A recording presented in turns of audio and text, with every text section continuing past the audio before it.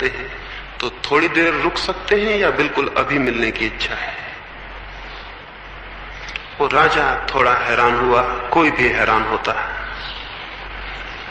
ये ख्याल न था कि बात इस भांति पूछी जाएगी। सोचा शायद समझने में भूल हो गई है। उसने कहा कि शायद आप समझे नहीं, मैं परमात्मा से ऊपर जो परमात्मा उससे मिलने की बात कर रहा हूं। उस सन्यासी ने कहा, समझने में भूल का कोई कारण नहीं, मैं तो उस परमात्मा के सिवाय और किसी की बात करता ही नहीं। अभी मिलना चाहते हैं या थोड़ी देर ठहर सकते हैं? उस राजा ने कहा, जब आप कहते ही हैं तो मैं अभी ही मिलना चाहूंगा। ऐसे उसकी कोई तैयारी नहीं थी इतने जल्दी परमात्मा से मिलने की, और किसी की भी इतने जल्दी कोई तैयारी नहीं होती। ईश्वर के खोजियों से पूछा जाए अभी मिलना चाहेंगे तो वो भी कहेंगे कि हम थोड़ा सोच कर आते हैं, विचार के आते हैं। हम थोड़ा मित्रों से पूछ ले, पति हो तो पत्नी से पूछ ले, पत्नी हो तो पति से पूछ ले, हम जरा अपने घर के लोगों से पूछ लें, फिर हम लौट के आते हैं। इसी वक्त तो ईश्वर से मिलने को कौन तैयार होगा? वो राजा भी तैयार नहीं था।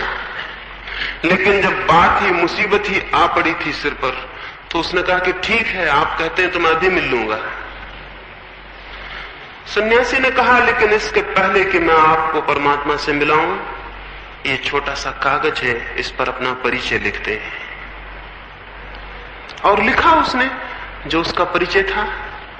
बड़े राज्य का राजा था, महल का पता, वो सब लिखा।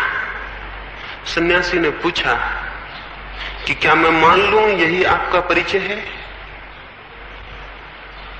क्या मैं मान लूं कि कल आप भिखारी हो जाएं और राज्य छिन जाए तो बदल जाएंगे?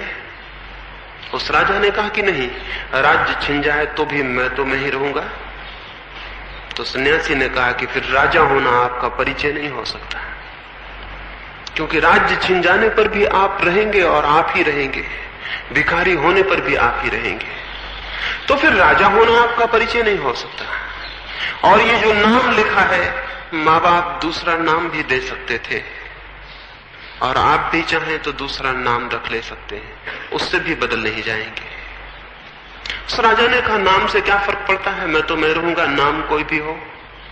तो सन्यासी ने कहा, इसका अर्थ हुआ कि आपका कोई नाम नहीं है, नाम केवल काम चलाऊ बात है। कोई भी नाम काम दे सकता है, इसलिए नाम भी आपका परिचय नहीं है।